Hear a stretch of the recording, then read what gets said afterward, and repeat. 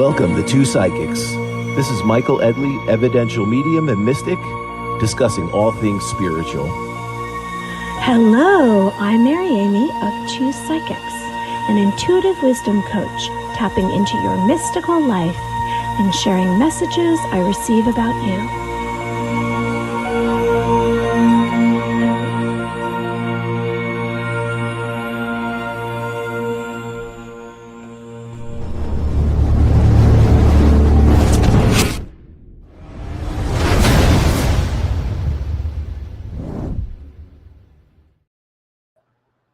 Such a pleasure to be with everyone tonight. Hello, and how are you? This is Michael Edley, evidential medium, and there is my fantastic co-host, Mary Amy. What is up, Mary Amy? How are you? Hi, how is everyone? Here we are. It's episode 93. Welcome. It's June 11th, 2026. Oh my gosh, it's summer. It's 95 degrees here in New York. How is it there for you, Michael, on the Jersey Shore? What's going on? It is sweltering heat here at the Jersey Shore. What is it, 90? I think my car was reading 97 at some point today. I said, oh, yeah, summer is here. That's for sure. Oh Now is goodness. the time where I stay inland, and trying to get near the beach or the ocean or the boardwalk at this point in Jersey is near impossible, especially on the weekend. But it's all good. I love this time of year. I love the cycles and the energy cycles that, we're navigating, and then the energy cycles that we will be entering towards the end of the year. So I think this is an opportunity to just take a step back and look at where you're going, look at the direction you're at.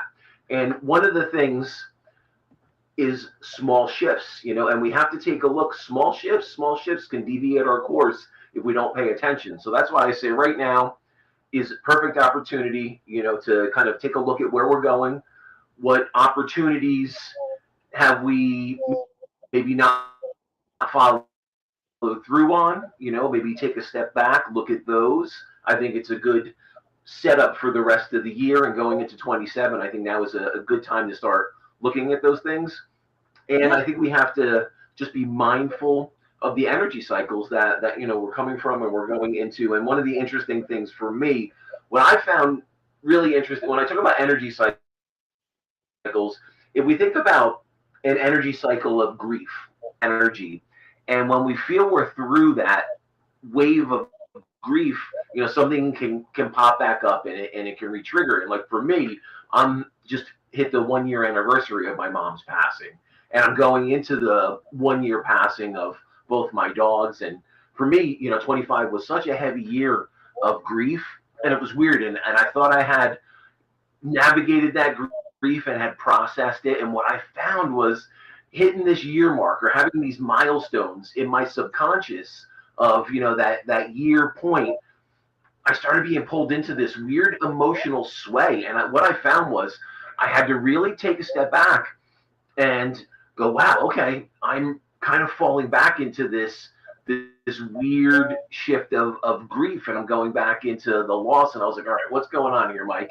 Oh wow, okay, I'm coming up on the 1 year anniversary of a lot of very, very tragic losses in my life. And I'm like, so I have to be mindful of that. And now on the bigger scheme of things, I think we have to look at how subconsciously we're running many different programs. For me, that was mine that was going on right now. But I think right now is a perfect opportunity to take a step back. And are there programs subconsciously running that you can, shift or be mindful and maybe take that from something that you're doing unconsciously, and it could, maybe it's distracting you or it's taking you out of your focus of what your end goal is, So I think it's a good time to just be mindful and take a step back and understand that if we are processing grief or we are navigating an energy cycle,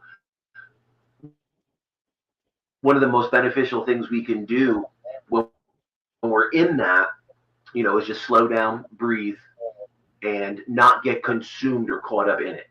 And that's for sure. But I think being mindful of it is the first step of that. Yeah. So everything you're saying to Can me Mary- resonates. Can you hear me? Wait. Can you hear me? Oh, my stuff was just going in and out, so I'm not sure. I can hear you now. Okay. So I have right away when you started talking, I received the minute you start. I have so much gratitude for how far I've come. I'm living in the moment because I have to. And when you say programs, to me, I'm receiving that there are many different energies that are hitting the earth because people are awakening. There's disclosure about subjects that a lot of humans didn't know about, and it's changing. People are shifting, and their belief system is changing. And I also lost my puppy dog June 27th. In fact, we're going to do a memorial. We never did. I'm ready to do a memorial. And she's reached out to me since then a few times. So I've had communication with her. I have.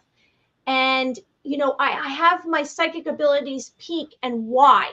You know, I'm discovering this in the mid, and I'm literally waiting to print out my book in the next 2 days. And I'm asking for a quote from you, which I asked 6 months ago, for you to be in my book, Michael Edley, because you're a big part of my life. Okay, so I want something, and I will have it for you. I will have it for you. Okay.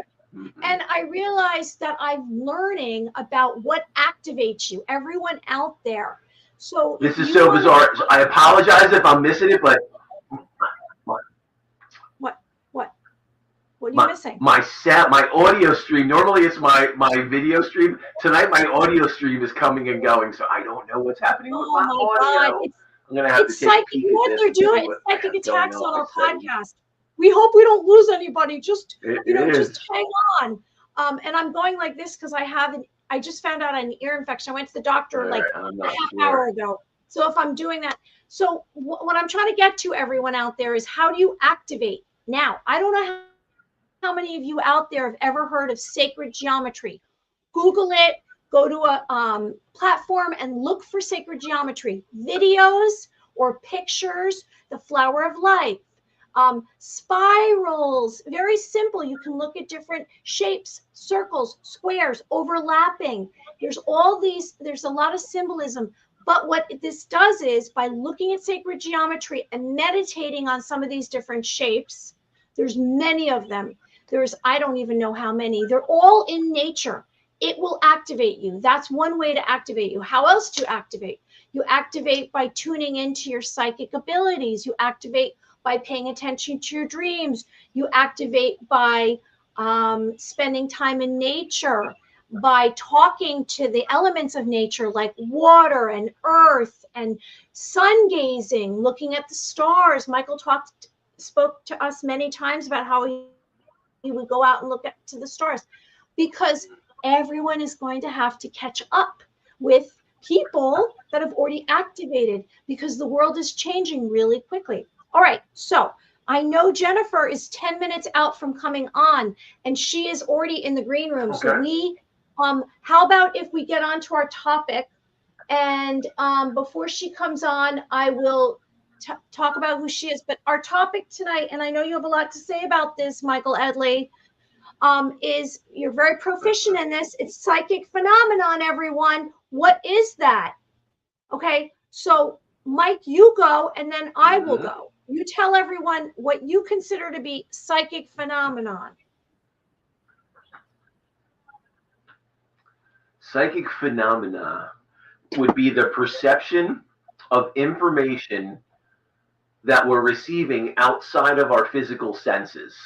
So whether we're receiving that premonition and it's a knowing, whether we're seeing something in our mind, whether we're hearing something clairaudiently, maybe we're smelling dad's old cigarette smoke, or we're smelling some old whiskey or roses.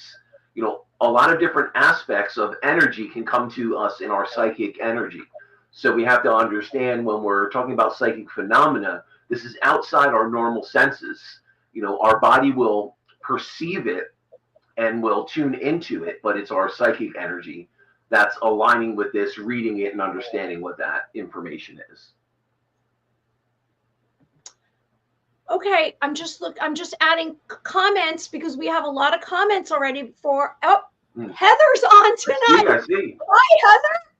Hi, guys. Excited about this episode. Woohoo! You have to meet Heather, Michael. Okay, fantastic. Yes. She says hi, guys. Okay, so I'm going to just give a little rundown. From my perspective. But I think the thing with psychic phenomena. So since we're talking about psychic phenomena, I also.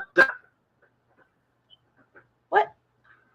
So let me just throw in a couple tidbits here. It's very subtle. It could be very subtle. It could be something that we perceive in between our own thoughts or in between our own senses, So it's just what we have to do is understand that this isn't something that, is going to jump out and be waving a flag right in front of us. The perception and understanding of this can be very subtle. Okay, so, it says hello twice. And it looks like you're... Can you see that? Are you looking moving around some stuff there? Or what? Everything is delayed. This is the weirdest thing. I apologize if I'm talking out of sync or something's at my audio and my video. I have some weird stuff going on with it tonight, so it keeps on jamming up on me. So I apologize. So if you ask me something and I don't answer, ask me again because I may not have heard you. Okay. All right. So so psychic phenomenon to me is related to extrasensory perception. Number one, clairvoyance, clear seeing, which I mentioned early on. It's about seeing beyond this realm, people, places, things, location, past, present, future. It's visual. Maybe it comes through in a mental image. It's intuitive sight. You're feeling something, and maybe you're feeling it from someone that it physically, and they're present to you, like locally, if you're in a group or you're out with someone or in their house with you, or maybe you're receiving information about someone who's not even present with you. Telepathy, it's mind-to-mind communication, it's thought transference. It is one mind to another. It's connecting with someone who is not speaking verbally, not the way we normally speak. You're hearing it in your mind, information that they're thinking or relaying to you. Psychometry, which Michael, and I think I'm saying it wrong, Michael mentions this a lot because I know he can do it. It's where you have an object. So let's see, for an example, like for my clip here, or something personal. If someone who is proficient or able to receive information from an object, you can practice doing this, everyone out there. Maybe you'll know something about their location, something that's happened to them, something personal.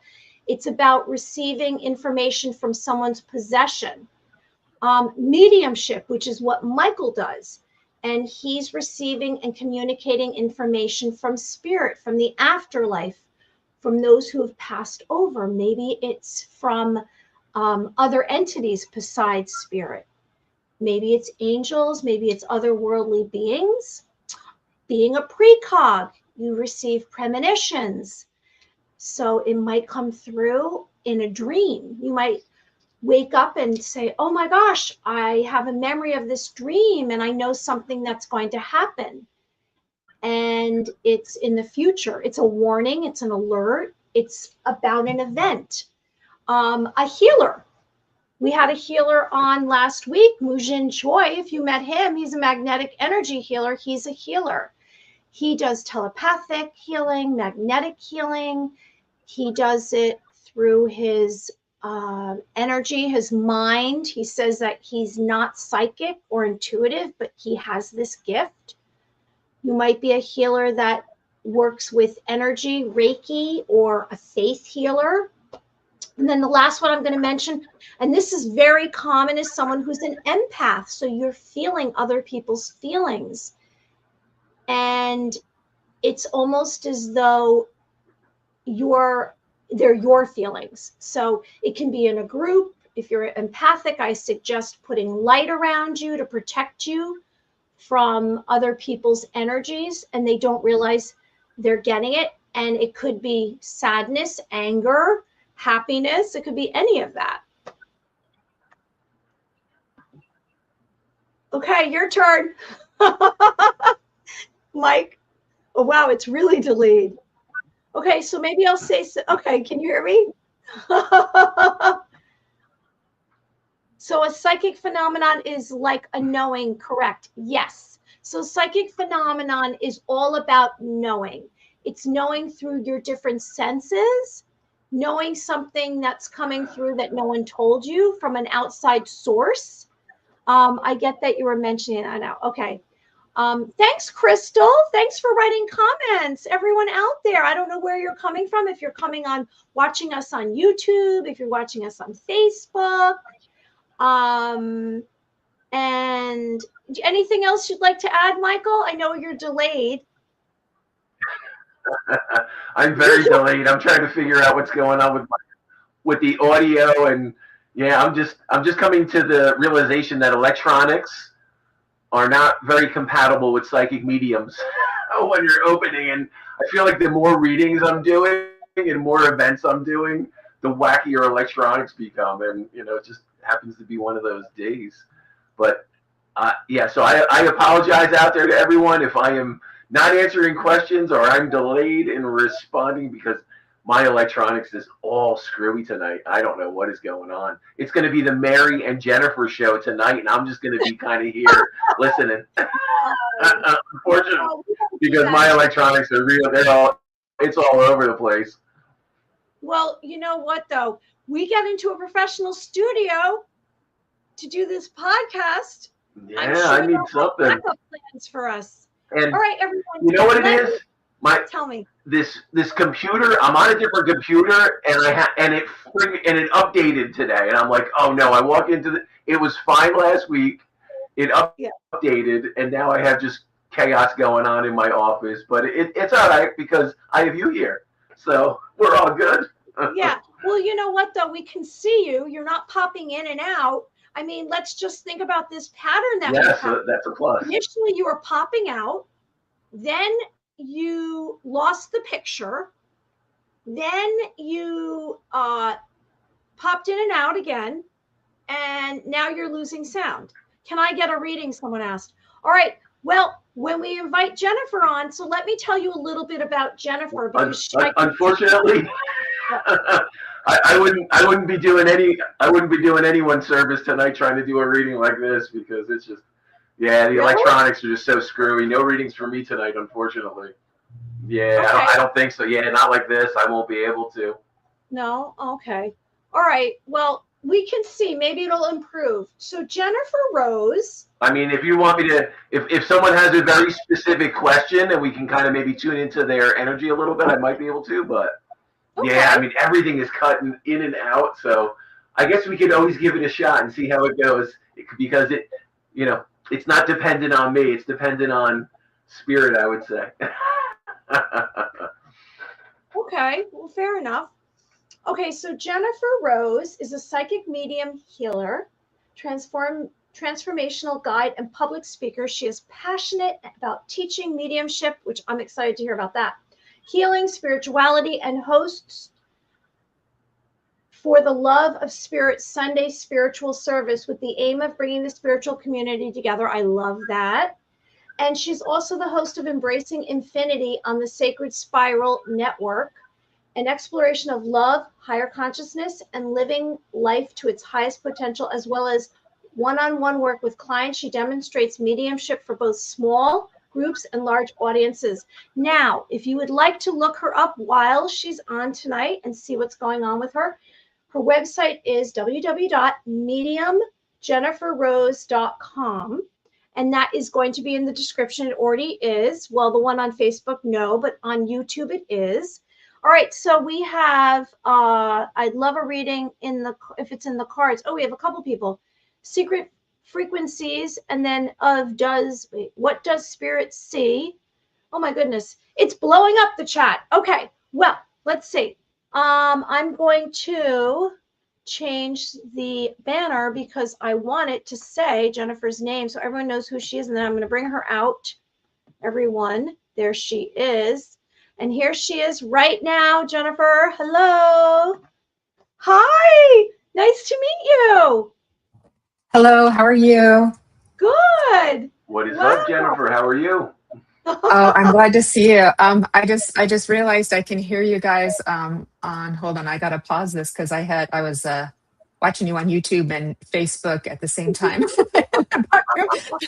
I was like hearing double. I was like, oh my gosh. So thank you so much for having me. Good to meet you I both. will apologize to start off the podcast. I may be delayed and I may not hear everything because my electronics are just absolutely haywire tonight. I think it's all your psychic energy, Jennifer. You're making my electronics crazy.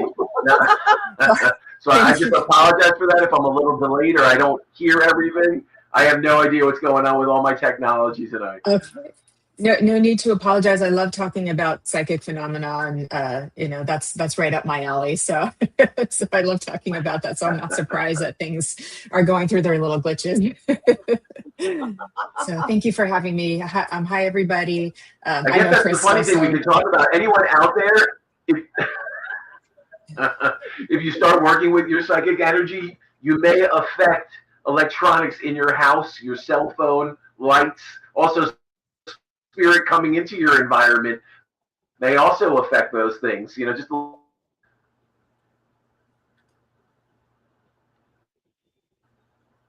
okay, so Jennifer, so can you share with us, because I know that he's on delay, can you share with us where you're coming from?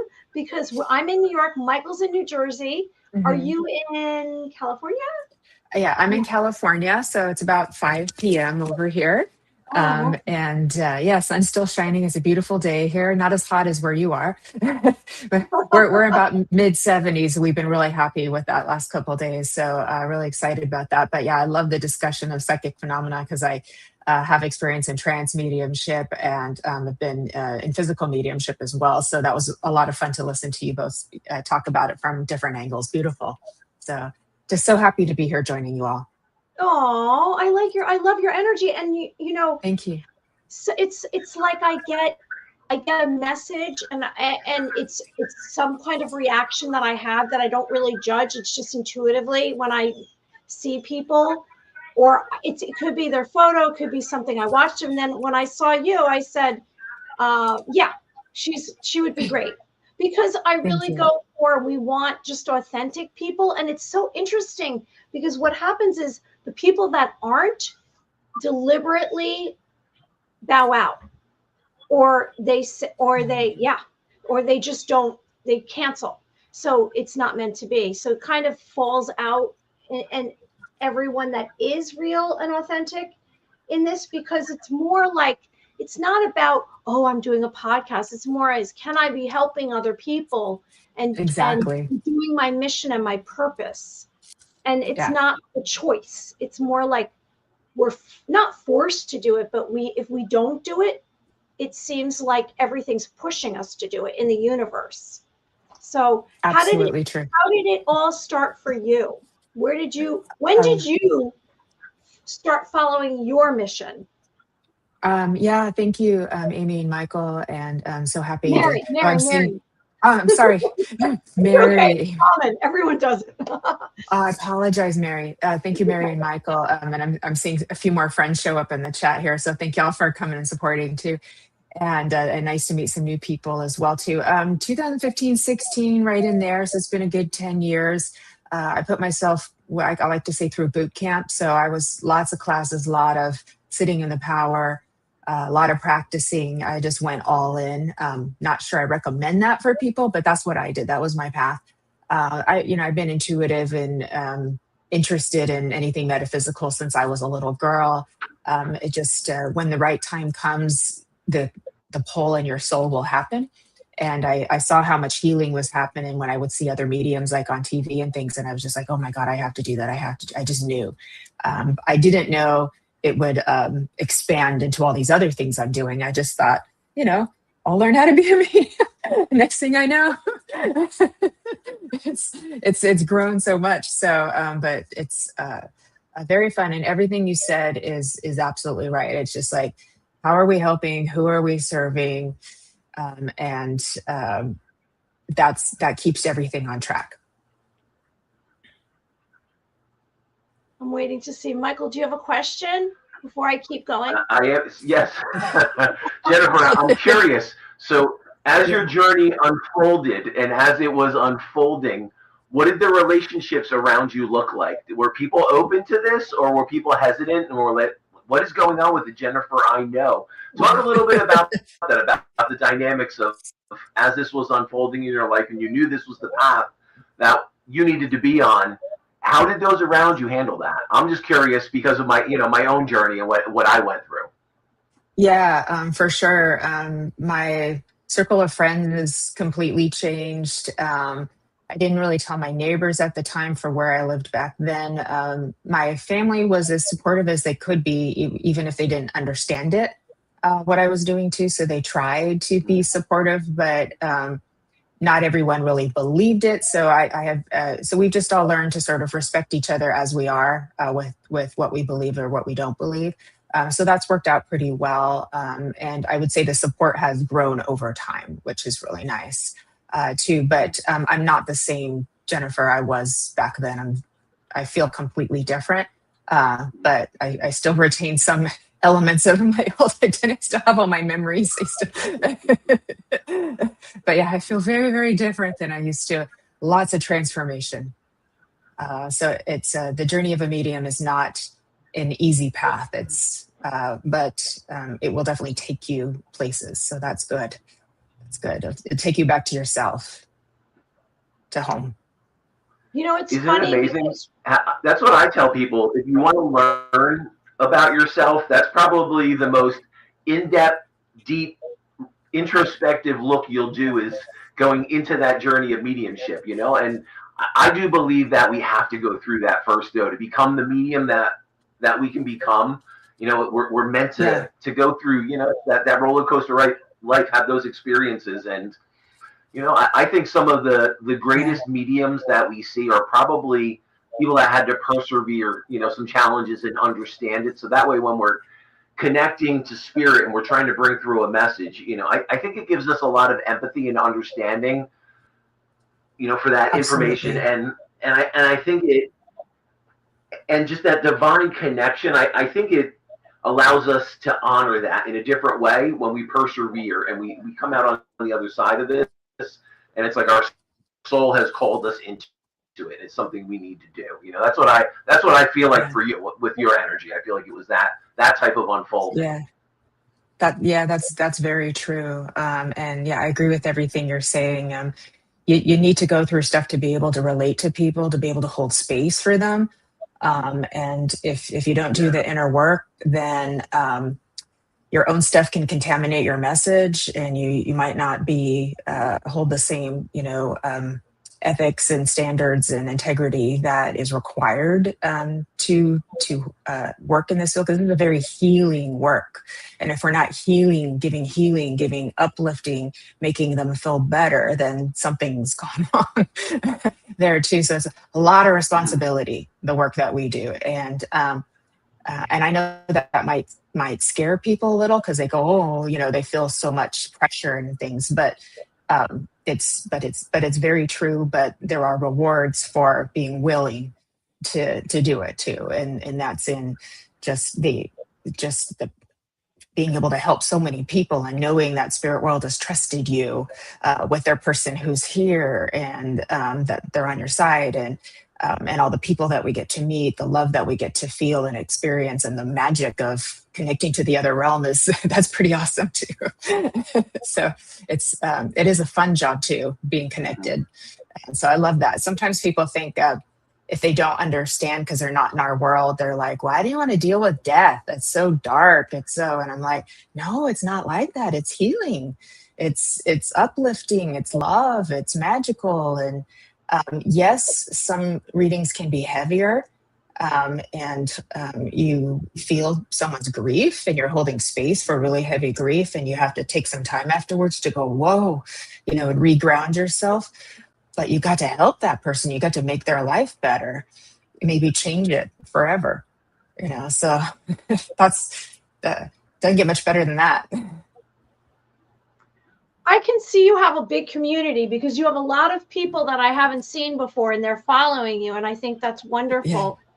Yeah. It's funny because when you were speaking, the prior question or the prior conversation you were having just a few minutes ago, it hit on me about when we become more involved with our mission and how it starts to change us. And all of a sudden, it came into me, which I don't even know if I've ever admitted to this, but it made me want to admit this publicly, which is I was having relationships that were probably with unhealthy people. And then when I started getting into more of this work, or unhealthy for me, I like ended the relationships kind of briskly. And I got a lot of negative feedback. And I realized it was because I had to, and it wasn't healthy for me. When you started delving really into this work, because like you said, it was 2015, and you did so much change. How did that affect you? Were there levels that you had to take a break for a minute and then go back to it? Or did it just like size you up really quickly? How did you change? Oh my goodness. Some people do need to take breaks. They come in and out of this, and they, time to say, integrate some of the work they've been doing and some of the energy that they've been taking in. For me, it's pretty much been constant for the last 10 years. A lot of transformation and many dark nights of the soul, full-blown Kundalini awakening, all kinds of different things I've experienced. I just look back and go, wow, what was all that? It's amazing. So that was my path. So everybody is a little bit different. But yeah, I haven't had much of a break, to be honest. Last year, I cut back a little bit in August. I'll do that again this year, and around Christmas time, I cut back for a couple of weeks. I'm still working, just not as much. I'm kind of a medium workaholic. I just keep going every day. So I will take some time off just to cut back on my schedule and just recharge my battery a little bit. But there has not been much of a break for me. Yeah. Michael. I want to see if Mike has something to say. I know it's delayed. Hi to everybody. Yeah. My electronics are so screwy right now. Mary and Jennifer, it's going to be the Mary and Jennifer show right now for a while. I apologize, but everything is locking up on my end, so I'm kind of I'm the third wheel on this. I don't know. Yeah, I'm hearing bits and pieces of it, so I'll chime in when I can. Okay. Some of my friends in the chat here are mediums as well, so maybe we could send some like magic dust your way, Michael. See if we can get your electronics fixed, or call on the tech angels to see if they can come in. Tech angels, come in, help Michael. Let's make this work. And everything was running perfectly last week. I don't know. I apologize, but that's totally fine, because I'm sure everyone would prefer listening to the two of you than hearing me anyway. So. Oh, that's not necessarily true. I can say some of the comments, but I do have a question. So my question is, let's see if I can just, sorry, we have so many comments here. Trudy says, I know sometimes the dark night of the soul makes you wonder if you were really getting anywhere. Okay, you do have a lot of psychics. It's hard to do. It's very hard to do inner work and deal with daily life. Here, I'll put it up so everyone can see it. Daily life. I've been. So I'm going to chime in on that real quick, though. I would have to say the dark night of the soul is probably a prerequisite. I think it's a necessity to go through when you're doing this work, and if you try to avoid it, I think it's just going to pull you in a little deeper and a little longer. I think it's something we need to embrace. It's not something to fear. It's actually something that can strengthen us. It can ground us. It can give us an introspective understanding of who we are more so than we would ever know. And once we come out on the other side of that, our understanding, I think, of ourselves, the energy that we're putting out into the world and the energy we're receiving is a completely different understanding. Absolutely. Jennifer. Yes, love. What is, so for those people out there, because not everyone is going to be in this psychic world, can you describe or explain what some of your sessions are like? And you also maybe get into what your teaching mediumship is. So maybe it's a two-tier question. What your sessions are like and about teaching mediumship, which is fascinating. Okay. So I do one-on-one private sessions with clients. Most people come for mediumship, but I would say most people want hybrid reading. So there's a little bit of psychic work that's kind of, interwoven into it. In my opinion, because spirit is always present, that psychic and mediumship aren't completely separate entities, because spirit's always present. So they're just farther removed from the process. It's, but they're still kind of touching the energy and helping out and things like that too. So, but that's mostly what people come to me for. I do coaching. If someone has, they're in a like emergency spiritual awakening, they can come to me. I also do healing work as well. With my teaching, I do online mediumship development circles pretty regularly, usually once a week. And once or twice a year, I'll do an essentials workshop, it's like a weekend foundational workshop, just to give people like a basic work, or even if they have been developing, they may come and learn something that they didn't learn from somebody else too, and reinforce what they've already learned as well too. So I do both of those now. Workshop does not mean you get to hang a sign on the door and go, start working professionally. It gets you started. You have to practice and practice and practice and all of that. Put yourself out there. Really, really do the work to get yourself there. So. What would be a tip you would give to if someone is sensing that they have an ability? We all have abilities, but it's very prominent, and they're headed in that direction. What kind of tip would you say or recommend an exercise to do? I can give you a couple things. But one of the most important thing is sitting in the power. And so that's this, focused, you could call it a meditation, but it's not going on a journey. It's learning to focus the energy and expand your energy, make it big, so that you can start to feel your own energy and feel when spirit touches the energy and changes the atmosphere. So when you're linking in, and it makes it easier for you to feel them. So even if you don't want to be a professional psychic or medium, learning to sit in the power will help you feel your own soul, your connection to your spirit team, your connection to your own loved ones. So that's pretty important. So like I like to say, the skeleton of it is, if you have this light inside of you, that's the light of your soul, and you just make it bigger and bigger and bigger and bigger and bigger and brighter and brighter and brighter. And that will help to still your mind, so that the thoughts are kind of not necessarily gone, but farther away in the background. So that's one of the most important things people can do to start. And then with like simple things like with practicing your clairs, most people, they want to learn about their clairs. They want to practice them or learn it. So it's like going out in nature and really tuning into all of the details in nature, like in a flower, all the colors, just looking at the details, because it's working your vision. It's helping you notice things, and it's just getting that online, or doing like the magic eye with the 3D, things like that. Those are fun, free, easy things people can do. Doing art, anything creative, because mediumship and psychic awareness happens on the imagination side of your brain. So anything creative, art, music, anything really works to keep that space open. Listening to music and listening to all of the little sounds that are in there, the different things. So you're just learning to really kind of tune into different things. So there's a lot of little things people can do just at home, just to kind of get started and play with it and practice with it too. And be open. If you're willing to give spirit world a few sitting in the powers a week, even one, 10, 15, 20 minutes. Start with 5 if your mind's really busy, and just say, I'm here to learn to connect, to feel you, to allow you to help me develop, to sit with my soul.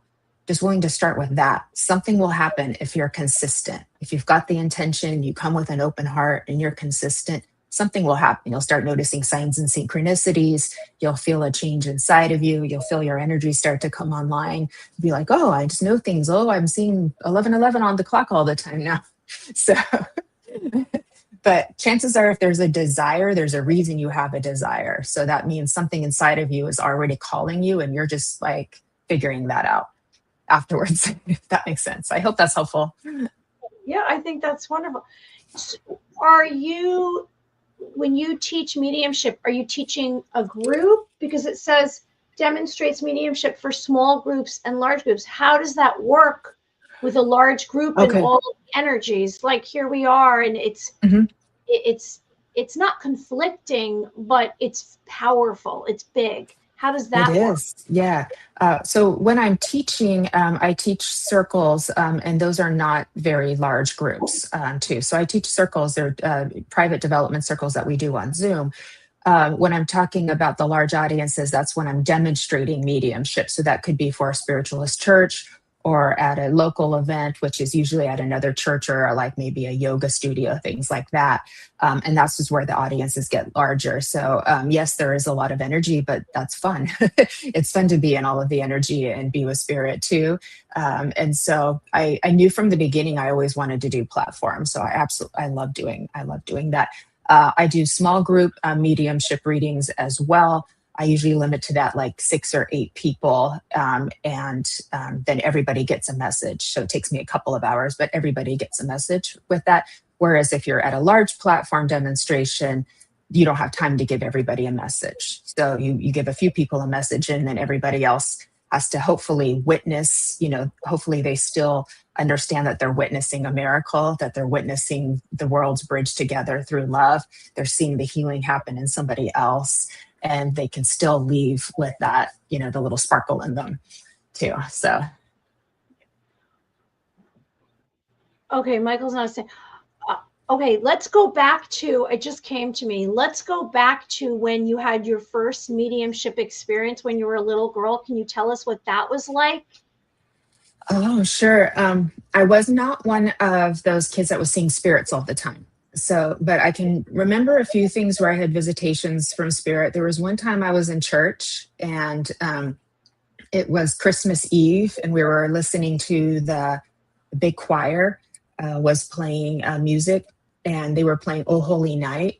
And I just remember getting chills all over my body. So it's still one of my favorite songs today. And I remember it, and I was only like 5, 6, maybe 7 at the most. And, but that's a very unique experience of really feeling spirit and having that experience. I did not understand what it meant. I just knew I was like, ooh, so I was definitely there. I remember as a teen too, having some feeling like something was coming in and visiting me, but I didn't know who or what that was. Fast forward into my adult years, I remember having a family member pass away. And I was feeling a lot of the emotions around the passing. It was a very tragic passing. But I was a new mom at the time, and he started turning off my TV. On and off, talk about phenomenon. He was turning off my TV to get my attention. And I was like, oh my gosh, right? And so when those things start happening, you start figuring out that there's something there. But I still didn't at that time know like, oh, I'm a medium. I just was like, that just felt kind of normal to me, and just moved on kind of thing. And so fast forward later, finally I like I said, I loved reading any books, seeing anything on TV that was metaphysical, all of the shows on the Gaia channel and The Secret and all of that. It was also fun. And it just pulled me closer and closer and closer to finally making that choice, that decision to be brave and go take a class. And I took a James Von Prague class. He was with Lynn Probert. I was in California, and I had a really good experience. And then I just kept going after that. Hi, everybody. I see friends. Yeah, I'm going to read. I have somebody in the chat has a question, but Sure. I wanted to ask, are you going to have a church? Are you going to be not a preacher, but are you going to be somebody that talks to large groups live? Or are you already doing that? Well, I do host a spiritual service, so it's run like a spiritualist church in the same format, but we don't technically call ourselves a religion of spiritualism. So it's a non-denominational service. It's not huge, but we have a beautiful community that comes very regularly too. Guest mediums that come on to share their gifts, do an inspired address, give some messages to our group. Spiritual poetry. We always do a group healing as well. We play some music. It's a very loving, beautiful, safe space for people to join in. And I was called to put that together back in like 2019, 20-ish. And I was going to do it in person. And we did start that in person, and then COVID came. And so we switched over to make it an online service, which actually turned out quite well, because now it's international. We have people from the UK come, and other countries as well too. It's my baby. It's my baby. So it's all about connecting. It's all about connecting and bringing community together, and giving people opportunity, and feeling the love that Spirit has for us and that we have for them. And I always say, as long as you feel touched by the Spirit when you leave, which is kind of like that glowy feeling that you get when you've been immersed in the love, and then you feel glowy afterwards, and then you're like happy and you want to go like share that happiness with other people. That's what we're going for. And we pretty much succeed. So thank you for asking about that. So I just had a feeling, because I just saw you doing that, and I said she should be really doing, if she's not already doing it, you're going to be doing it. So you are doing it. Okay. Mike, well, I do public speaking as well, too. So I know what you're speaking of too. Yes, I do some public speaking as well. So that might be what you're picking up on. No, it's a natural thing for you. It's what you should be doing. If you're not doing it, you're going to be doing it. Yeah. I'm working on that. I'm working towards that. So I know what you're speaking of. You already did it. I already see you've done it. Thank you. No, thank you. I'm just telling you, I received it. Mike, I'm going to pause and wait for you to ask a question. I'll tell you what, you drop in another one, and then I'll ask the one following that. Because my audio is so screwed up right now. Yeah. Okay, no worries, because I have one of the somebody in the chat has a question. Wait, where is it? Can you Trudy asks, can you explain, here, I'll put it up, and then that way you could see it. Can you explain how in the beginning, how you physically felt when Spirit came into your awareness that made you know that was Spirit and not anxiety? Oh, it's much different. That's a great question, Trudy. Hi, Trudy. I know Trudy. She's lovely too. So, not everybody's going to be different. So some people may not have that clairsentience quite as developed yet. And so they may not, they may kind of start out in a different way. But for me, the champagne bubbles, the chills, the spirit chills a lot of people get, like that was pretty early on that I felt that too. There were times in the beginning where it felt like the energy was pretty intense, and I was just like, whoa, I didn't know what to do with that. But then I learned that there was nothing wrong with that. It was just fine. I just needed to know that was okay, and learn how to kind of settle into it and relax as well too. And so if you're having anxiety, it's possible there's a little bit of fearfulness with that connection, because it can be scary at first when something invisible is touching your awareness. that could be a little bit scary, right? And that's okay. And you could be picking up on all kinds of other energies that may not be question spirit, quote unquote spirit world as well too. So, but they come in very loving. So if you're able to like relax into it, open up your awareness, understand that they come in love, so you're safe, then that will make that blend much more comfortable for you, and you'll be able to feel the love. A lot of people, when they first start connecting with spirit, they get very emotional and they start crying. Totally normal. I did too. I've seen plenty of other students do it too. Hi, Colin, I love you. And also my clients start crying too very early on, quite a bit, and I'm like, this is normal. It's not just the grief. It's because you're feeling spirit world around you. and they're with you right now, and it causes this heart opening to happen, and your protective mechanisms of your personality, they just go, oh my gosh, and your heart opens and you feel all of this kind of vulnerable love. So that's really common too. But I would suggest, if there's anxiety happening, working on some grounding, and then just really working on understanding that spirit world is safe, that they've got you, they have you, they hold you.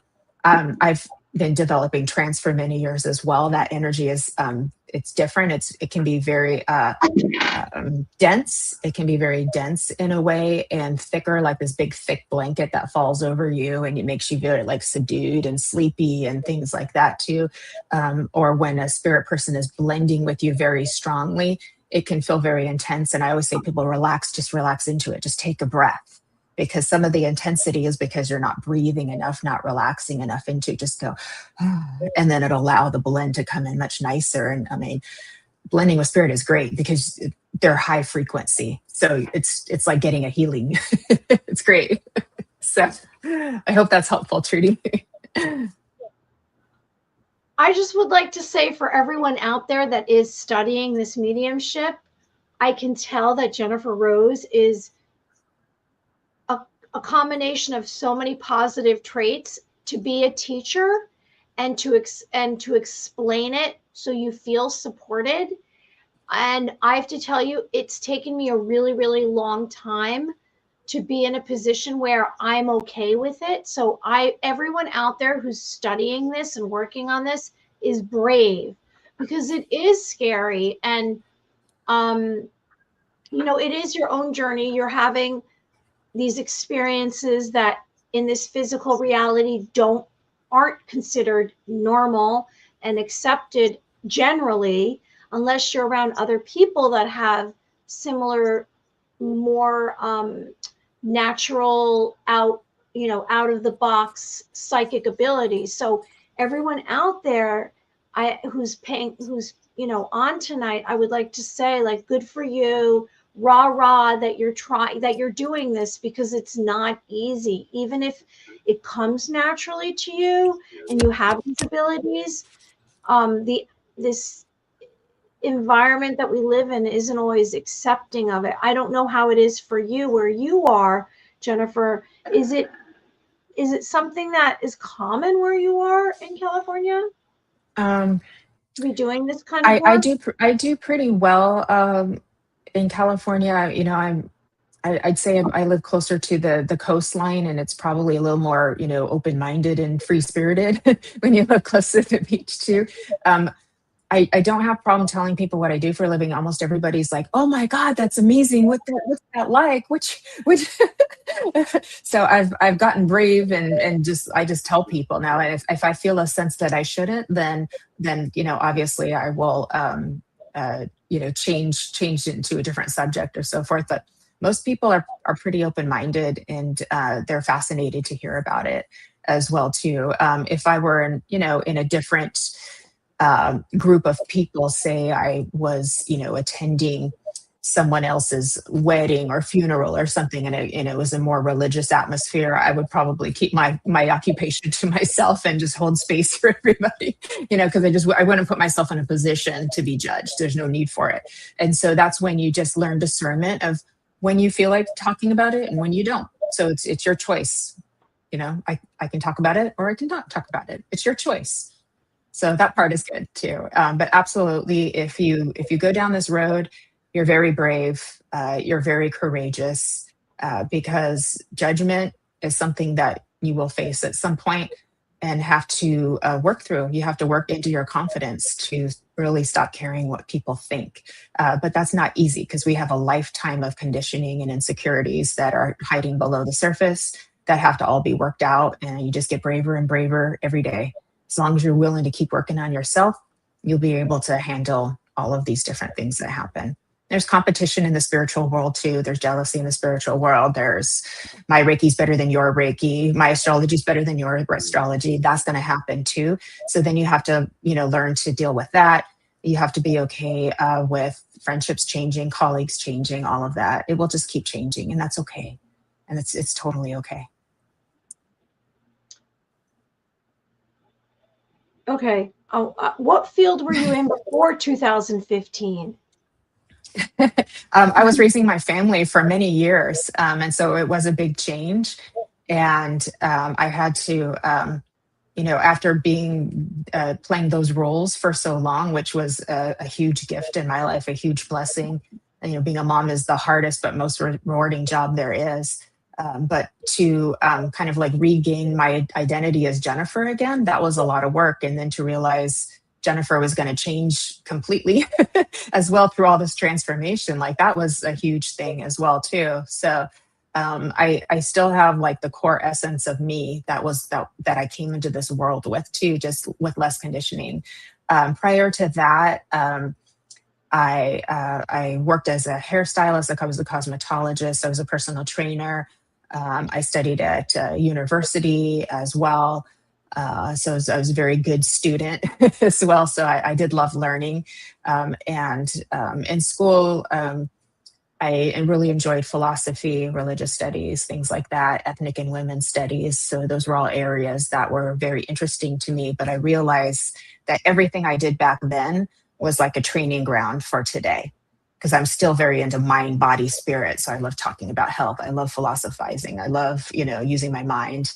I love incorporating all of it together. So Colin, he knows the answer to that question. Yes, I connect with angels. This is my friend Colin from Czech Republic, and he's a fabulous medium and channel and author as well too, and just a beautiful soul. But he does know that I channel the angelic realm as well. So is he talking about a specific experience? He seems to. I feel like he's talking about a specific experience with you, Jennifer. He's seen me channel, so I do connect with the angelic realm. So their frequency and mine are good friends with each other too. I do love when I work in a channeling or trance capacity. I can connect with guides. Guides are most common when it comes to trance speaking as well too. But I can connect with the angelic realms. I can connect with star beings as well sometimes, which is kind of fun. So as long as you keep your mind open to the different frequencies of spirit world or worlds or realms, then this whole world of beauty comes available to you. You don't have to like put it in a little box. Just be open. How does spirit world want to work? And just be open and see what happens. It just gets that much more magical, and everything that shows up for you is better because you've stayed open. So that's what I love. Thank you, Colin. I love you talking about it like that too. So simply as just be open. And I think that's one of the things that people tend to do is we think that it's this grand experience and, we have this magical, combination that we're going to unlock, but it's a process and it's small steps and it's trusting. And I think that's the first thing is just being open. It's not anything more than that, being open and trusting. Because think about all the times when people rule out something as a coincidence, when that may be spirit trying to connect to them, trying to bring some insight, guidance, into their environment and help them navigate or show them, hey, I'm still around. I'm still with you. I want to come into your energy as much as you want to connect with mine. And that's the thing. I think people tend to overthink it. So I love that you talk about it so simply as just be open. And I think anyone out there, I think that's something so crucial to understand is don't overthink it and don't complicate it, and we tend to do that. And I think that's the ego, or that's the human side of us wanting to complicate things and get in the way. And it's a matter of, I would say, getting out of our own way, right? Well, we put a lot of pressure on ourselves, and we do. there's this cultural conditioning that you have to achieve to be good or to be accepted or to be worthy, and it's around achievement. And it's like, if you get a good grade, then that means you've done something good. If you get a bad grade, then there's something wrong with you and you have to fix it, and it's like, but we've lived with that since we were little. So it's not our fault, but we have to then learn to kind of heal that and let some of that go, because with mediumship, you will get things that are wrong sometimes. When you're practicing, you're going to get no's. When you're in your development circle, people are going to say, no, that's not what my grandpa was like. And you're going to be like, oops, sorry. You have to learn to be okay with not getting everything perfect. You have to learn to not put pressure on yourself to perform, at a different level than you're actually at. But when you actually can learn to do that versus instead of trying to reach for it and grab the information and force it and just be here, I'm here, let them come to you, touch your awareness, describe what you're getting. The flow is so much better that way, and you'll eventually get it. And just trust, if you keep practicing, don't give up, it will come. I have seen people struggle. They think they're never going to get it. And then overnight, they're just do. And we're like, oh my God, what just happened to you? Yeah. And it just locks in and it happens. It's beautiful, magnificent to watch. And sometimes spirit world will change in your development. They'll change how you work. Even if you're working professionally, they'll change how you work, or your higher self will change how you work. You could be working in front of a group and all of a sudden something changes. I'm not used to working this way. Okay. And you'll have to learn to, do a little course correction and figure it out. But that's okay. You may be clairvoyant for a year when you're practicing, and then all of a sudden you see nothing, and you have to learn how to feel. You're like, what do I do with that? I don't know how to do that, right? But then you'll get it. You'll get that, and then your clairvoyance will come back in, and you'll work with them together. And so that's quite cool. But it's really scary when those things happen. They're like, what happened to me? I'm broken. No. You're just changing. It's gonna be okay. Like spirit has a method to the madness. We just may not understand it while we're going through it, but we have to trust that process, right? Yeah, it's true. It's not easy. I know it's hard. I really do. So yeah, but if the more you can just learn to surrender and just, I like to say fall into the arms of spirit. So when you're sitting in the power, like I'm just falling into your arms, I'm letting go and letting you, So when I work, especially with something big, it's like, I just have to I'm handing it over to you. It's not about me. It's about you and, working through me for whoever is here too. And that takes the pressure off. Yeah. Are you receiving any information this evening?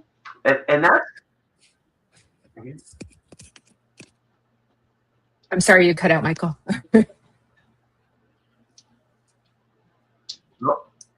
Oh, sorry. No, I was saying, what were you saying, Mary? That's fine. My audio's cutting in and out. I apologize too. I was just going to ask if Jennifer's receiving anything tonight. I know it's a lot to multitask, all these conversations, but I didn't know if anything popped in and tapped you or whispered in your ear, anything. Well, I mean, even when I'm speaking about mediumship, I'm still kind of in that flow. So it's like whatever's coming out, I'm not necessarily thinking about it before. It's just like, that's just kind of what's coming out. So that's helpful too. I mean, I could tap in and see if there's anything that they want to share with the group. I mean, I could do that if you wish to. So look at all the friends here. Hi, everyone. I'm so happy. Is it okay to just take a minute and just say hi, everybody? Yeah. So that's so beautiful because I know Nancy and Tina and Crystal and Jennifer McCormick and Colin. And Colin asked a question for Michael. Excellent. We got a lot of comments. And Trudy. Hi, everybody. Thank you all for coming. I'm so, and all of my new friends that I haven't met before. Hello to all of you too. So thank you. Tina's asking about spirit hugs. That's so cute. Yeah. So, that's kind of what it's like when spirit comes to blend with you. Because with mental mediumship as well, which is, connecting with a loved one, giving information, going back and forth. It's like the closer you allow a spirit person to come, the better the information is going to be. So it's not like you leave them out here and you're talking from a distance. It's like you're all up close and cozy, having a cup of tea together. And you're like, let's get all close and tell me about yourself. It's that kind of closeness. And even when you're sitting in the power in meditation, allowing them to come close, inviting them to come closer and closer and closer. And developing that trust. And it really does feel like a hug, like a warm tingles all over, like all of this love. And then you may even start to feel like you're them too. like you start to feel impressions of, you know, their femininity or masculinity or their physicality of how they were when they were in spirit world, things about their personalities too. So that can be really fun too, as well too. So there's nothing like their love when they come close. So thank you, Tina. That's a good question. It's interesting because what we're doing as mediums is we're actually allowing the energy of our soul to blend with the soul of spirit. So, and just remember that when we're connecting with spirit, everything is energy, frequency, and vibration.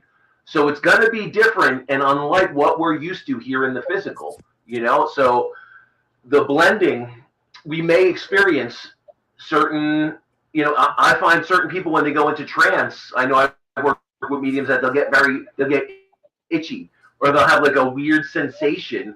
So now with me, I'll actually get like pins and needles, and I'll feel like a heightened sense of awareness, and then I'll get like a numbness and a pin and needle type feeling over my body, and that's when I know I'm fully starting to go into a blend.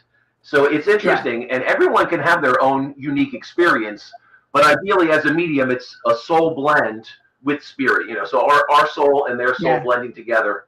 So it's a divine mix, a divine blend of energy. Oh, it's beautiful. And yeah, you're right. You can feel this, the vibration changing in your body too. And there's quickening happening, you know, too. There's this quickening that happens in you too. And it's just like, and it's kind of too.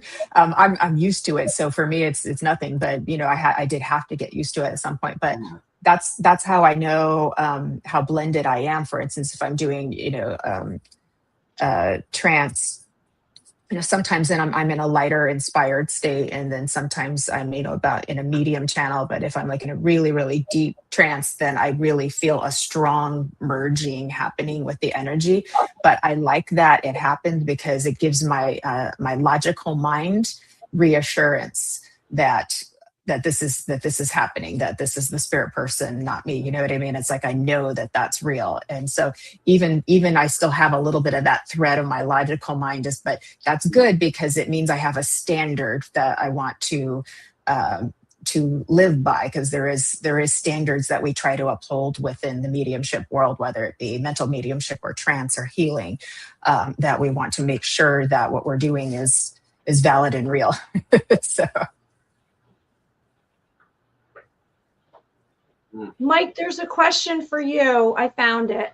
There's so many comments. Yeah, it's a big undertaking and it's a big responsibility, you know, for sure. It is. Yeah. There's a question for you, Michael. Michael, what was your most precious experience with the light? Okay.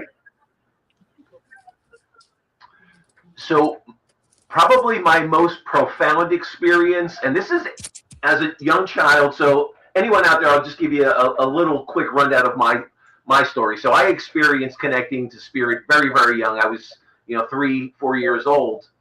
And from that, I was very blessed that my family didn't institutionalize me or think I was crazy. I had half my family Hungarian Romney gypsies. So grandma on the one side reading my palm and reading tea leaves and very prophetic. The other side was devout Catholic, but they were very charismatic. So they were into the saints and the angels, and Jesus was mystical and supernatural, not what religious has misconstrued and controlled and harnessed of what it is today. I can tell you, if we look back at the Old Testament, the New Testament, it is divine, it is mystical, it is supernatural for our religious people that are out there. So I just want to touch base on that. But out of that, at 8 years old, I was involved in gymnastics. I was in a competition, and I was coming off the balance beam. As I was coming off, the platform wasn't built properly, and it collapsed. And I went back. I split my head open. I was bleeding out. And in the moment that they packed me up in the ambulance and got me to the hospital, I literally felt that golden white light engulf me. I was in a bubble of golden white light, and I literally heard this androgynous voice tell me, "You'll be okay. It's not your time." And it's very interesting because I had already experienced mediumship, connecting the spirit. I connected a lot of psychic energy to different people, places, and things. But this was the most profound thing that, to that point, showed me that okay, Mike, what you're experiencing is real. There's something to this. There's something so much more beyond this physical existence that we can't understand. And this is just the tip of the iceberg. And having that experience, it showed me there is something so profound, and what we're being taught, what we're being shown, what I'm learning in school is utter nonsense. And it really threw me on this other path of questioning things, deep diving, history, deep diving, ancient religions, looking at different world cultures. And I think it just completely opened up this experience that I didn't totally understand until I started blending in creativity. And it's funny because, Jennifer, you talked about the creative aspect of this. And I truly believe creative energy and psychic energy are one. You can't separate them. Think about, and I'm going off on a little bit of a tangent here, think about artists from all throughout human lineage. If we think about any artist, any musician, they all talk about divine channel, or they dreamt it, or it came from somewhere beyond. There is this divine connection that we all have, and it's when we realize it, I think that's the moment that, wow, okay, everything changes. And so what was that moment for me? It was that near-death experience. And it was in that moment that I knew, and, knock on wood, I'm still here. I don't know how close I came to dying, but I think it was probably within minutes. I don't know how much blood I had lost, but it was significant. But what I can tell you is being engulfed by that golden white light and hearing that androgynous voice tell me, you'll be okay, it's not your time. And then from that, I woke up on the operating table with a surgeon screaming at me, if you don't sit still, we're going to have to strap you down, as he was pushing me back onto the table. That was it. I blacked out, woke up, and I'm here. And the interesting from that, too, what we need to understand is sometimes if there's a traumatic experience, we may go through that traumatic experience for a reason, a near-death experience, some kind of crazy accident where, we almost lose our life, or we see something that shifts our mindset. And that was the moment that shifted my mindset. And I think if we can have that, and if we can have something like that at a young age, I think it completely changes the direction of our life. And I think, like you, Jennifer, you had experiences, and you knew there was something true to this. Your soul was just calling you into it, and you had to just, I guess, let go, right? And allow yourself to, okay, this is really happening.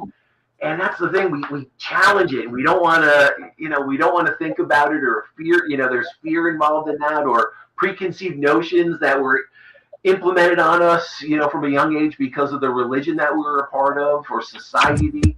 But absolutely, one other thing I want to touch base on real quick, someone had asked about, and you had touched base on your connections and the people around you changing, or even being discretionary and not telling everybody that this is what you're doing. And I have to honor that. I think that's one of the most beautiful things you could do, is honor that energy. And I think when you're doing this from a place of truly trying to give back and be of service, you're not going to want to impose your will on somebody. And, hey, I'm a medium, and this is great, and I'm on stage, and I got lots of people, and I get that, and I feel like some people are doing it for that, from that end of things, and I don't believe that's the right aspect to be doing it from. I think where you're coming from is the same place where I come from. And when we talk about trying to further and grow mediumship, well, the first thing is eliminate all the preconceived notions and nonsense around it. This is truly a divine gift. There's nothing evil about this. This is probably the closest connection to God that we all have as humans. And, I think it's time for, people like you and I and Mary to step up, show the light around this, bring through the evidence, do this at a very high standard. Not that we want to strive to achieve, but we want to do this at a high standard to show people that there truly is life beyond the body. Truly is life beyond death. Okay, so I've gone on my whole big spiel. I apologize. I've been holding it in, not being able to talk. That was so good. No, that was so good. That was so perfectly worded. I can't shut up. No, I loved it. That's all absolutely perfect. That was beautiful. Thank you. No, thank you, because I love when I hear a medium talk about this and using discretion and trying to do this in an honorable way. Some people are doing this to try to shine the spotlight on themselves, and I love how you're approaching this. It's how I approach it.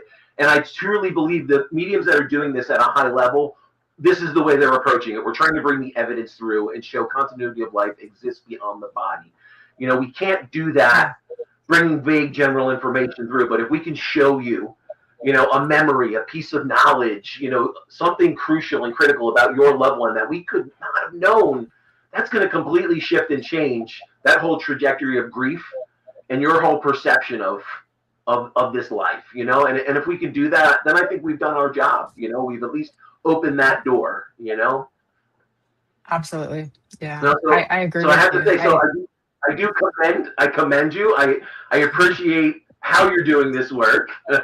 And no, phenomenal. And it's interesting how different people that are drawn into this and doing this, it is a difficult process and it's not an easy process. And I think if someone comes into this thinking that everything is going to be love and light and it's going to be easy, and all of a sudden they're going to be on a stage and maybe have a TV show or all these cool things and everything that's sensationalized by Hollywood and and films and TV, then I think they're approaching it with the wrong mindset or the wrong way. But when we're doing this in this way, we've gone through the chaos, we've gone through the journey, and our soul keeps pulling us into this, and we know, and we're fighting it tooth and nail, but there's so much, I would say, so much here that we have to awaken people to, and I just have to say thank you for being here with us. I think what you're doing is phenomenal. I wish I could have chimed in a little more, and my audio is starting to mellow out a little bit now.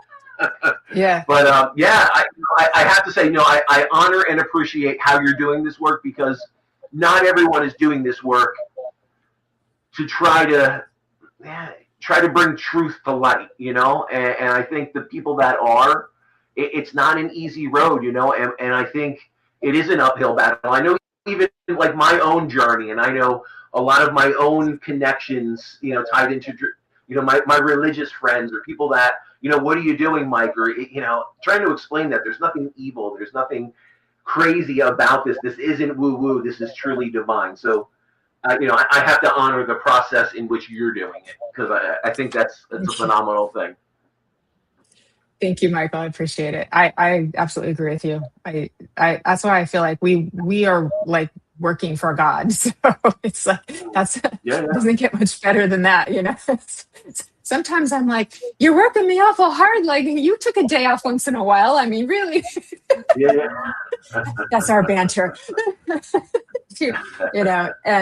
it's okay to want to be successful at what you do, because you can serve a lot of people absolutely. that way. And it's okay to make money at what you do, because you need to pay your bills, as long as you don't forget why you're doing it, which is to help people, which is to be of service, which is to change lives, and that mission is about, it shows up in a lot of ways. It's like we're changing lives, but like you said, we're awakening people. And if we look out into the world, there is this big awakening happen, and all of us here are part of that, and we're needed to spark those little fires in people. Maybe it's silently, just from your energy touching their energy, passing by, or having a conversation that has nothing to do with spirituality, but you said something that sparked something in there too. And it's like, that's where it's all hands on deck. We're all on this together, because we really need to amplify the earth frequency to help us get out of some of this density that we're in. So I think I was supposed absolutely. to say that. And I do agree with you 100%. We do have to fill our cup to be able to fill the cup of others. And I think when we're doing this in a place of service, then we are aligned properly, and I do think we'll manifest. But the other thing, I think anyone out there, even if you don't want to be a working medium like Jennifer or myself or Mary or any of us doing this psychic work, just to tune in your own life, relationships, running a business, divinely inspiring creative ideas, your life will never be the same once you tune into this. Absolutely. Even if you're going to negotiate a car, you can tune into your psychic abilities and you'll know if that car salesman is being deceptive. Is there manipulation going on? You can tune into the energy of things and you will receive information unlike anything you've ever tuned into before, because then you're seeing the whole picture. Understand this: when you're tuning into the physical aspect of things, you're only seeing a portion of it. You're only seeing half of it. When you're tuning into the energetic realm, in addition to what we're perceiving with our physical senses, your life will never be the same. You will get guidance, insight, unlike anything you've ever gotten before. And you have to trust. That's the process, and be open. I'm gonna use that, Jennifer. Again, be open is going to be my catchphrase that you've triggered now for probably the next month, because seriously, like. I have so many people that ask me, I'm challenged, or I don't feel like I'm connecting, or I'm not tuning into the energy. But, are you being open to it? Are you saying that coincidence was just a coincidence? Are you ruling that out, or are you being open? Are you trusting what you're receiving? And it's a journey too, like you had talked about. It's and someone had also put in the chat, the inner journey. It's a lifelong venture, I think they had said, or something like that. Well, as a working medium and a developing medium, yeah, we are constantly growing and learning and transitioning, like you had talked about. And I think that's the most beautiful thing, is spirit will utilize our mind and our knowledge to help bring insight and guidance to the sitter. So if it's something we know, something we've experienced, they can utilize that piece of information and bring that knowledge through us, then we know, and we can understand it. So that's what people have to, I think, tap into too. The creative energy is psychic energy. So if you don't feel like you're being psychic, or you're not connecting psychically, do something creative, because then you are tuning into your psychic energy. Whether it opens drawing, a door. sketching, Yeah. writing a piece of music. Yeah. It really opens the door. I have one of my. What did God do but create? The funny thing is, one of my good clients is actually an architect, and it's a guy. And the funny thing is, guys are usually the most apprehensive for mediumship readings. They're the ones that are getting dragged in. And he divinely channeled a new building that he was stuck on. And it was funny because he's like, Mike, he sends me an email. I did exactly what you said. I was stuck on this design, and I saw it in my mind, and then I was able to create it. So this isn't woo-woo stuff. This isn't just about us, and we want to do a mediumship gallery, or we want to have a podcast, or we want to write a book. This is truly something that each and every person out there can tune into and utilize this to better their life. Absolutely. Absolutely true. It does give you, especially because we're all sensitive. So if you learn to understand the energy and work with spirit, you learn to be in the flow and the alignment with your own soul. But it gives you like an extra tool or a leg up or some help in navigating the world, which is, it's hard. It's hard to understand why people do the things they do and are the way they are. But when you can feel the energy, it helps you to make better decisions, to know sort of what's more trustworthy than another, too. So that does really help. And it's like, I can, by now I can kind of tell what's happening with people's sort of egos in the background, of like, who's shown up to kind of, manipulate a situation or protect or something like that. And so I can spot it. I know it's there, and it's okay because I know why it's there too. So it's not bothering me. It's, but it's okay. But it just allows me to know then how I'm going to respond to that as well too. So it's like the work that we do with spirit will have applications that help us in our everyday life too, to live lives a little bit easier without less confusion as well too, because it's hard to be sensitive in a world full of insensitive people sometimes. Sorry. And too, but like, what is source, God, creator, but creation, emotion? Everything is creating constantly. So when we do anything creative, we are then one with the flow. It could be dance, art, music, singing, It can show up in ways that people don't even expect. I think athletes are really good because they're so tuned into their own energy and their own power. So they learn to get in that flow. They may not see themselves that way. Your friend, the architect, that's super creative, even though he probably considers himself, logical with all the lines and points that he's drawing, but he needs the creativity to see the picture. So it's so cool. I mean, it could show up in cooking. It can, it could show up in crafts. There's all kinds of ways too that people are creative too. So find your way. Just find your way, and it helps you get in the flow. And do something playful, because children play. They're imaginative. They're totally in tune with spirit. They're, and so find your childlike spirit again and do something fun and playful and see what happens. You might be surprised. I had to stop adulting for a little while sometimes. Because we're all connected. And it's funny. Sometimes I think people need to take a step back and go, what did I do as a kid that I got away from that brought me so much joy and happiness? Something creative. Yeah. What did we have to put away in the background, the gold in the subconscious mind that, that only through the dark night of the soul and the work can we retrieve that goal of something that we suppressed or repressed because it just wasn't accepted. Or just wasn't, maybe a family is just totally about athleticism. And so your little inner artist has to just go away until you become an adult, and then you can finally set him or her free again. Too. But that's the gift of transformation, is you get to reclaim the parts of you that are gold. It's not all about looking at parts you don't like. It's about reclaiming the good stuff that got hidden away. Right. What do they say? It's like peeling the layers of the onion back, right? To find who we really were underneath it all. There's a lot of layers. There's so many layers. Oh, It seems like they never stop. Absolutely. There's endless layers.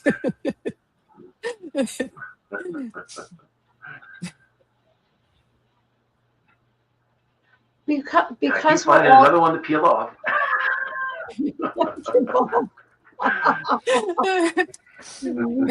What were you saying, Mary? No, because we're all connected, our energy, the more of us that are doing this work and the more of us that encourage other people to do this kind of work or open themselves and awaken and try something new, then the more of those humans out there will turn, because we are all connected. So it might not seem like it at times that things are shifting, but they are. And we're helping them to be more brave and try things and head into this direction of more kindness and more spiritual, and the lower vibration might not know how to get there unless we come out of the closet and we show them, because they might have just been around someone who had that chronic behavior, or they were just exposed to a lot of that, and so they don't know how to do it. So we do have an effect, whether or not we realize it, on everyone else. Like I always say, the butterfly effect.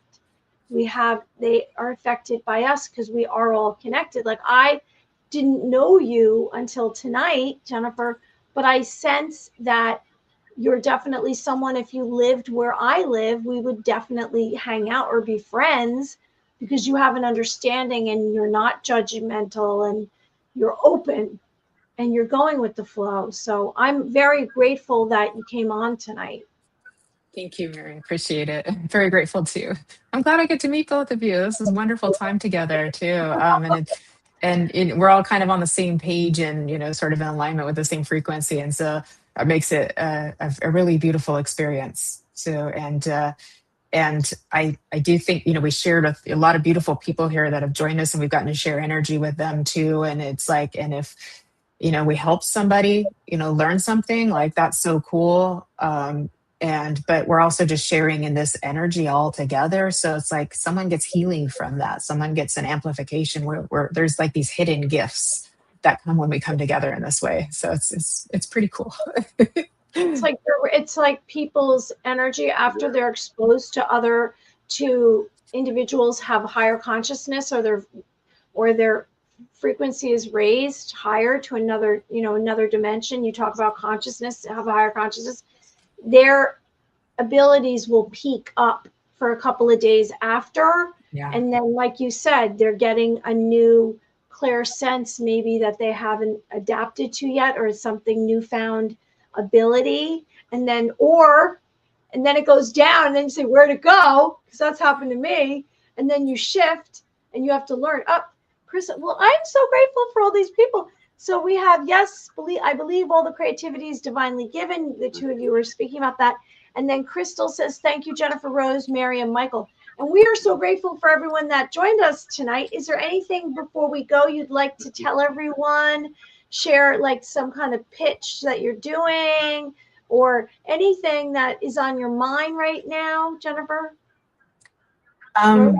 Well, thank you, and it's I feel a blessing to share the space with you. You already gave them my website, so they know where to find me. And I have a couple of shows that I put on Fridays and Mondays as well, where we're helping people with different guests as well, and that's fun. But I really just want to say thank you to both of you and to everybody who came. And what I'm hearing is just the reminder that we're all in this together.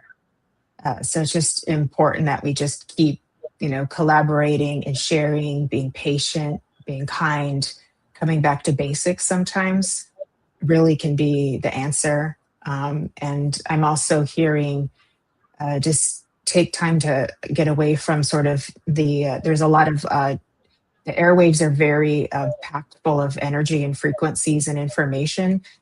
So what I'm hearing as a suggestion, so maybe one person or maybe multiple people need to hear this, take some time to get some quiet with just no stimulus going around, just to be in the quiet, just to help your system kind of like recalibrate back again, to help your nervous system have a chance to just get back to your homeostasis that it needs to be into. And then what I'm also hearing, I'm seeing angel wings too. So there's a lot of angelic frequency here. Just remember that you are loved and don't forget who you are, because when we say you're a spiritual being having a human experience, that means you're a spiritual being having a human experience. You didn't stop being spirit when you came to be human. You're not separate. The separation is a complete illusion. So it's a really sticky illusion that's hard to get away from, but it's still an illusion. And so that allows us to remember that we're all big. When we connect with a loved one in spirit, they show us their personality, but then you realize they're a soul. There is so much more than their personality now. They've reconnected with their whole higher self, right?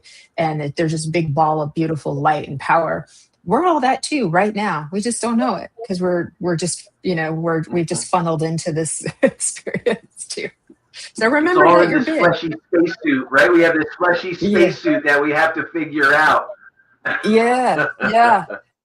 But we get to be physical and we get to do stuff with it, and that's kind of cool. So, it's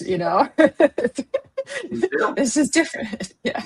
So I hope that's helpful. Yeah. You have a lot of comments. I'm just going to read a few before you go. Okay. Is that okay? Oh, sure. There's so many comments. I'm sorry, everyone. I'm not reading. I'm trying to pop up as many as I can. Arnie Leighton said, "Hi, Jennifer. Just caught this." So I guess I think he's just coming on. Trudy says, "Giving love and hope and healing one person at a time." Suzanne says, I'll put that up because great show. So much helpful information. Thank you, Jennifer, Mary, and Michael. Oh, thanks for saying our names too. Trudy says, "Thank you all." Colin, he's very much a part of this conversation tonight. Great conversation, great guests. Thank you, Jennifer, Mary, and Michael. Well, thank you everyone for joining us tonight and coming on. Absolutely. Because of Jennifer Rose, she has a huge group of hearts. I feel very loved tonight. A lot of love. I feel very loved. And we're very You're getting lots of hearts in the comments. No, thank you so much, everyone, for tuning in to Two Psychics Podcast. Really appreciate you being here with us tonight. Thank you so much, Jennifer Rose. We appreciate you. We appreciate your time. Appreciate what you're doing out on the West Coast.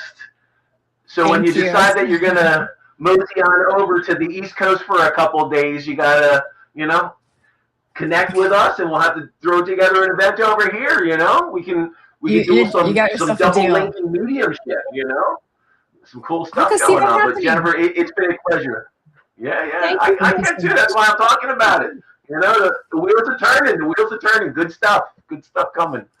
Thank you so much. But thank you so much. Anyone out there that is following the Two Psychics podcast, we will have all of Jennifer's information in the feeds. We will put it on our Two Psychics podcast page. Mary Amy will have it on her page. I will have it on my Eye of the Spirits with Michael Edley Facebook page. It is on YouTube. If you do like what you hear tonight, please give us a like and follow. Share it. We have many guests. We have fabulous guests like Jennifer on every week. And we are trying to bring insight, guidance, and information to, disseminate, discern some of this stuff that maybe is a little confusing, a little fearful. But we are here to tell you it is not. It is truly a divine connection. Really appreciate the way you spoke about this tonight, Jennifer. Thank you so much for being here with us. Thank you so much for all your people also being a part of Two Psychics podcast. Thank you. Mary Amy's got something brewing in there. What's going on, Mary? No, because I don't know if you're trying to cut me off, but I realize I'm the one who cuts the show, so you can't. So I just want to say, yes. Yeah. Colin says I'll be watching your show again, guys. Thank you so much, Jennifer. Thank you. We love Jennifer. Evelyn, Colin, hi, Melissa. Arnie says just subscribe to your YouTube, guys. Thanks. So everyone, before we go, I just want to say, okay, Michael Edley would like to reach out to Michael Edley, eyeofthespirits.com. He does private and group readings. Me, MaryAmyOfficial.com. You can find me and my information if you would like to meet up with Jennifer. www.mediumjenniferrose.com. Now we have an upcoming event that's live in Pelham, New York. As Michael says, Pelham, New York. It's in Pelham, New York. It's July 29th, and it's at 6 o'clock. It's a psychic dinner night. It's $65 for a 3-course meal. It's at Pelham Rails, 65 First Street in Pelham, New York, and it's at 6. And our next guest that we have lined up, we have other guests coming, but I definitely have Debbie Dackinger, which is an ET contact, and she's a shaman, and that's July 9th. So everyone, you can find us again next week on Thursday. And you can be guaranteed we are going to have Jennifer Rose back on at some point in the near future. We are definitely going to have Jennifer. I'd be honored. Thank you. And we appreciate you joining us tonight on Two Psychics. You can find this on YouTube and Facebook. And everyone have a wonderful evening. Be well. Thank you, Jennifer. Thank you so much, Jennifer. Thank you, everyone. Everyone have a great night, and we'll see you next week. Bye.